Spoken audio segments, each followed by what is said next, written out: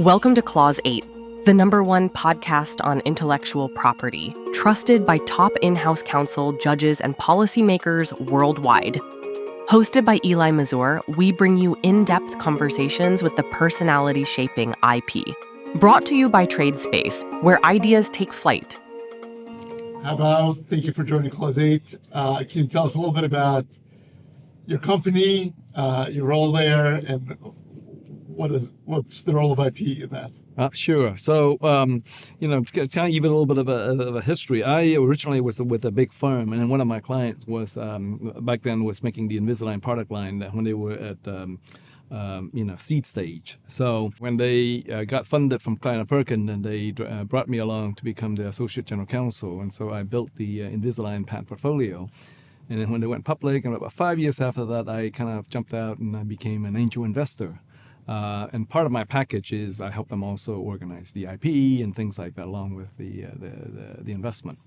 So we've been doing that for a number of companies fairly successfully. And Sysbay has happened to be the current company I'm with, and they do microbial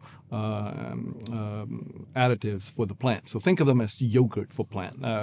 So basically they help the plant grow and develop very big root, and because of that, the yields increase significantly. So that's what the product is. That's an interesting background. So you're mostly working with startup companies, and you're helping them build their patent portfolios. Any kind of what's the big issue with that? What makes it difficult, or what's the goal of that when you're doing that? Well, there's a balancing point for a startup between the cost and the protection, and then the value that the patent brings, right? So, I have to kind of balance all that together. It's not we're going to patent everything, because that would be too expensive. You need to balance that with the costs and then the benefit, right? And and the patents themselves don't have to be, the technology could be very fancy. And we certainly patent those. As an example, at Invisalign, they had dental CAD technology, they had 3D printing technology, they had dental treatment technology, right? And so, of course, we patent the hard tech.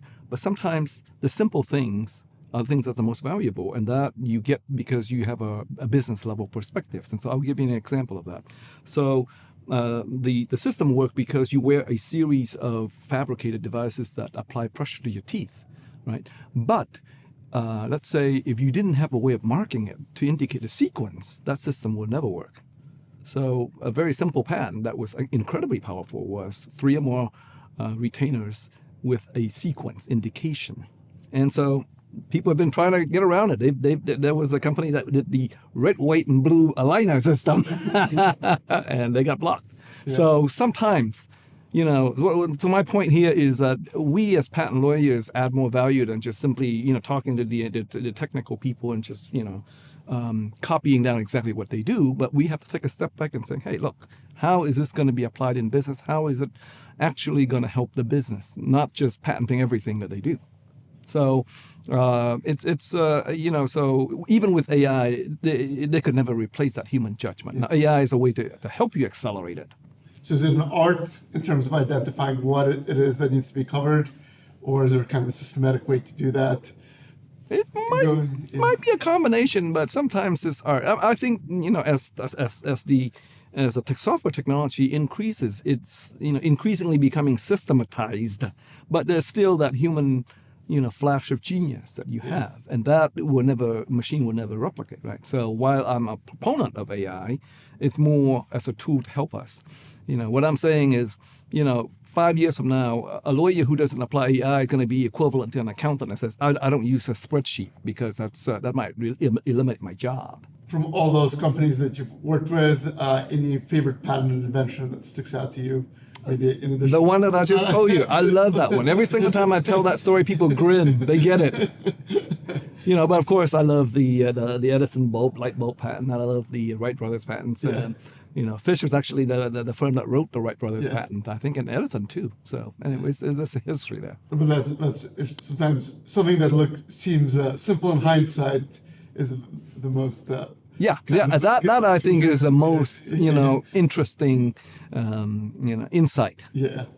All right, Bao, thank you so much for joining Clause 8. It's great to have you on, and we appreciate your insights. Great. Thank you. Enjoyed it.